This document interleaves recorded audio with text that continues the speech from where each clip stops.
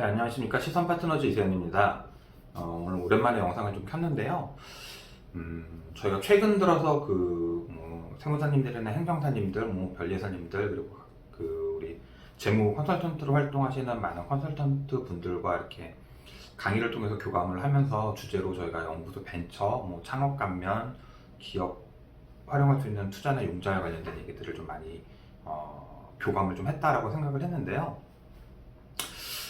저희가 이제 요즘에 중소기업들을 만나서 상담하면서 코로나가 장기화되면서 우리가 생각했던, 계획했던, 예측했던 나름의 지표라든가 이론적인 접근이라든가 접근 방식이라든가 계획들이 효율들이 많이 무너지는 모습들로 기업들이 많이 힘들어하는 것 같습니다.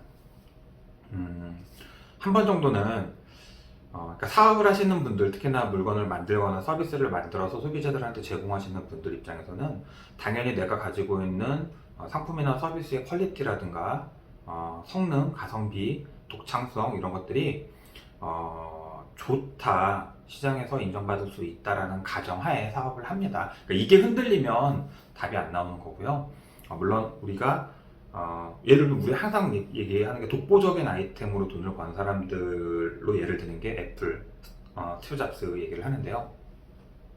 시장에 없던 수요를 창출해내서 시장을 거의 독점하다시피 했던 그런 독특한, 유니크한 비즈니스 모델 인지에 대해서 스스로 한 번씩 생각해보는 시간이 필요하지 않을까라는 생각이 들고요.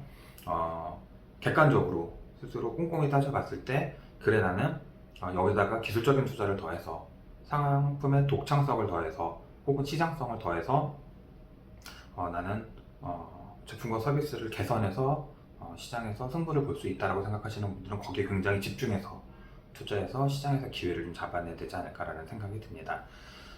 저희 기업들 혹은 저희처럼 컨설팅하는 친구들도 보면 경기가 힘들어져서 경쟁자들이 굉장히 위축되거나 혹은 폐업하는 기업들이 많아서 경쟁자의 수가 굉장히 줄었을 때를 사세 확장의 시점으로 활용하는 기업들이 굉장히 많고요. 그건 굉장히 유효한 전략 중에 하나이기 때문에 그렇게 남들 다 위축되고 힘들고 경기에 치일 때 역발상으로 사업에 대해서 굉장히 더 집중적인 투자를 해서 성과를 내겠다 하시는 분들은 그 전략을 좀 활용하시면 좋을 것 같습니다. 이게 일종의 적기 투자죠. 적기 투자를 통해서 시장 지배력을 높이고 영업이익을 개선하는 방식들 굉장히 좋은 방식이고요. 다만 객관적으로 봤을 때 내가 시장에서 굉장히 유니크하고 독창적이고 엄청난 스펙으로서 승부를 보는 게 아니라 나쁘지 않고 노멀하지만 많은 사람이 찾는, 그러니까 꼭 최고가 아니어도 팔리잖아요. 그래서 시장에서 통용될 수 있는 산업 중간재 혹은 제품이나 서비스로 시장에서 일정 평균 정도의 마진율을 남기면서 소비자들과 경쟁자들 같이 공생하는, 실은 대부분의 99.9%의 중소기업들은 이런 구조입니다.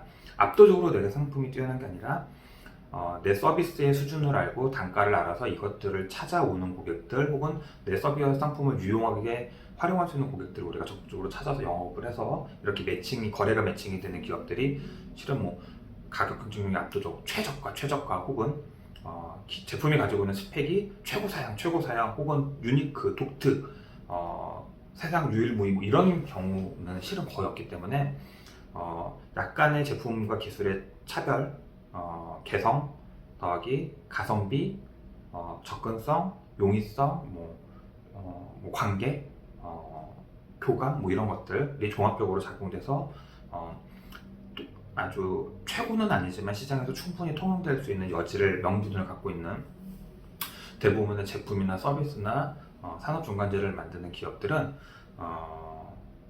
코로나가 장기화되면서 실은 굉장히 힘들어지고 있습니다.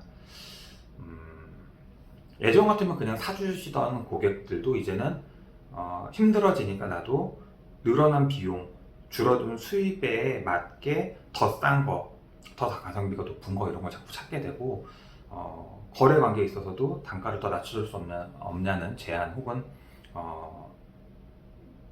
그런 조건을 거래에 사전에 이렇게 제안하는 분들이 많아서 우리 중소기업들이 이제는 사업으로, 그러니까 영업이익으로 돈을 구축하는 방법과 더불어 이제는 가지고 있는 시드 혹은 예산 혹은 앞으로 만들어 가려고 하는 돈을 가지고 사업에도 투자해야겠지만 사업이 아닌 자산에도 투자해서 수익을 내야 되는 어, 투자에 대한 고민과 공부들이 이제는 좀 필요한 시기가 아닐까라는 생각이 듭니다.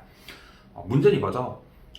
사업용 부동산에 투자를 하던 생산 시설에 투자를 하던 혹은 매입을 확보를 하던 혹은 사람에 투자하건 시스템에 투자하건 광고에 투자하건 투자를 해서 투자를 할 땐 딱 두 가지가 필요하죠. 적기, 적합한 시기가 필요하고 두 번째는 캐시, 네, 돈이 필요합니다.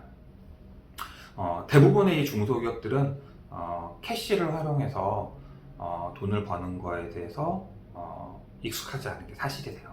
투자를 하면 돈이 필요한데 보통 돈이 없다 보니까 적기를 놓치거나 투자의 적기, 이를 통한 투자 효과의 극대화 이런 것들에 대해서는 많은 고민을 못하는 게 실은 사실이어서 코로나가 더 장기화되면서 경기가 아주 빠른 시간 안에 되살아날 거라고 확언할 수 없다라고 하면 이제는 기업이 내가 가지고 있는 물건과 서비스를 잘 팔아서 남기는 영업이익에 대한 고민과 더불어 있는 돈 그리고 앞으로 만들 돈을 가지고 자산, 특히나 중소기업들은 사업용 자산을 투자해서 다양한 투자로 인한 효과들을 가져가는 방법에 대해서 좀 고민을 하셨으면 좋을 것 같습니다. 예를 들면 이런 거죠. 우리가 공장이나 사무실을 임차로 쓰고 있었는데 대출을 받아서 자가 사업장으로 마련하게 되면 이자는 나가겠지만 임대료는 나가지 않기 때문에 임대료라는 기회 비용이 축소가 될 수 있습니다. 보통은 이제 임대료가 월세가 이자보다 비싼 경우들이 많기 때문에 이자를 덜 낼 수 있고요. 정말로 집도절도 없는 사업장이었는데 자가 사업장을 가진 소위 집 있는 사람이 되는 거기 때문에 외부에서의 신용평가 혹은 입찰, 거래에서도 굉장히 유용해질 것이고요. 이런 코로나 기타 등등의 이유로 조금 더 싸게 사서 몇 년 사용하고 우리가 시세차를 보고 팔 수 있는 여지, 가능성도 생기기 때문에 옛날처럼 정말 사업에 올인해서 영업이익을 어떻게 극대화시킬까, 매출을 극대화시킬까에만 너무 많은 에너지를 쏟았던 우리 중소기업들도 이제는 영업이익도 적정 수준에서 유지해야 되지만 우리가 돈에 대한 준비, 공부들을 통해서 사업용 부동산들, 자산에 투자해서 수익을 내는 또 하나의 방법에 대해서 이제는 좀 많이 고민해야 되지 않을까 이런 생각이 듭니다. 적기 투자를 통해서 우리는 기회를 잡을 수 있고 차익 실현을 할 수도 있다라는 기회라고 하면 이런 말씀을 드리면 많은 중소기업들이 야 그래도 이자 올라가면 어떡하냐, 대출 갚으라고 하면 어떡하냐 이런 이제 고민들, 그러니까 소위 말하는 우리 수학 분석을 한다라고 하면 차입금을 활용해서 적기 투자를 한다라는 건 우리 투자의 기회가 주어진다는 장점이고요. 차입금을 활용하는 동안에 금리 인상이라든가 상환 조치가 될 수 있다라는 리스크에 대해서는 우리가 대응하거나 관리 혹은 준비를 하면 되지 않을까라는 생각이 듭니다. 예를 들면 이런 거죠. 내 개인이 은행에서 신용대출이나 담보대출을 받았다라고 하면 내 소득이 떨어지거나 내 신용등급이 떨어지거나 문제가 생긴다라고 하면 상환 조치가 될 수 있겠지만 기업들 같은 경우에는 대부분이 기업들은 보호 육성의 대상, 지원의 대상이라고 늘 말씀드렸지만 아주 특별한 경우가 아니다라고 하면 대출, 예를 들면 이런 거죠.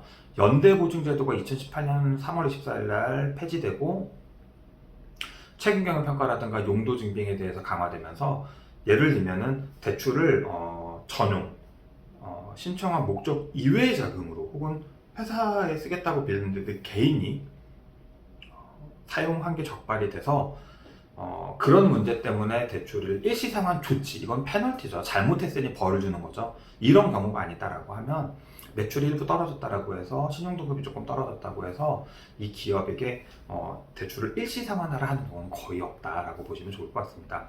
또 거꾸로 생각해 보시면 직장인들이 은행에서 마이너 통장을 빌려도 돈을 안 써도 이자를 내야 되고요. 대부분의 신용대출은 마이너스 통장이 아닌 경우에는 대부분 원리금 분할 상환으로 들어가기 때문에 생각보다 많은 이자를 내거나 그 한도도 적은 게 사실인데, 기업들 같은 경우에는 우리가 중소기업이고 몇 가지 조건들이 맞다라고 하면 정말 억 단위로, 그것도 굉장히 저리로 돈을 5년, 8년, 10년 이렇게 길게도 빌릴 수 있기 때문에 우리가 저리의 융자를 억 단위로 길게 쓰는데 일시상환에 대한 위험이 우리가 약속만 지킨다면 크지 않다라고 하면 이거는 실은 위험이 그렇게 기회에 비해서 위험은 굉장히 작은 게 아닌가라는 생각이 들고요. 물론 이제 이자가 시중이자가 올라가서 이자가 올라가면 어떡하냐 이런 고민하시는 분들도 있지만 개인과 달리 기업 대출은 다양한 2차 보전 장치들 제도들이 있습니다. 그래서 뭐 예를 들면 준공공 자금을 쓰고 시설 투자를 하고 고용을 늘리고 수출을 하면은 이자를 낮춰서 줍니다. 작년 이자를 환급해 주는 경우도 있고요. 시중은행에서는 뭐 고유금융가를 했다거나 TCB 기술평가를 통해서라거나 은행이 제공하고 있는 각종 부대거래들 기타 등등의 은행 정책에 따라서 이자를 낮춰주는 다양한 장치들이 있고요. 뭐 시자금이나 도자금이나 산업안전관리공단이나 기타 등등의 지자체나 관공서들이 해주는 지원 사업들의 혜택을 힘입어서 이자를 낮추는 방법들도 있기 때문에 중소기업들은 시중이자가 올라가더라도 우리가 스펙 관리를 통해서 정책을 활용해서 이자를 유지하거나 더 낮추는 방법들도 거꾸로 있을 수 있다라는 걸 생각한다라고 하면 시중 이자가 막 2배, 3배 급하게 올라가지 않는 한 차입금을 활용해서 적기, 사업이 됐건 시설이 됐건 땅이 됐건 광고가 됐건 이렇게 적기에 투자하는 게 차입금을 가지고 있는 기업이기 때문에 발생할 수 있는 금리 인상이라든가 상환에 대한 리스크보다 훨씬 더 크다. 적기 투자를 해서 얻을 수 있는 게 대출을 쓰기 때문에 채무자로서 갖는 이자 인상이라든가 금리 인상이라든가 대출 일시 상환의 위험에 비해서는 이게 훨씬 크고 리스크는 생각보다 통제 가능하고 작다라는 걸 인지한다라고 하면 기업들이 차입금을 잘 쓰기 위한 고민들, 전략들 갖춰서 코로나로 인한 불경기, 경기 침체 장기화에 대비하는 지혜가 적기 투자를 통해서 위기를 기회로 탈바꿈시키는 이런 지혜가 필요하지 않을까라는 생각이 듭니다. 그래서 다음 시간에는 우리 중소기업들 아주 심플하게 그러니까 자꾸 우리 사업하시는 중소기업들이 마치 내가 근로자처럼 자연인인 개인인 것처럼 은행에서 신용대출로 500, 1000 빌리는 것처럼 생각하고 접근하는 경우들이 많아서 그게 아니라 중소기업이라고 하면 융자 금융에 대한 접근이나 발상이 조금은 달라야 된다는 내용으로 중소기업들의 융자 활용에 대한 얘기 다음 영상으로 한번 남기겠습니다.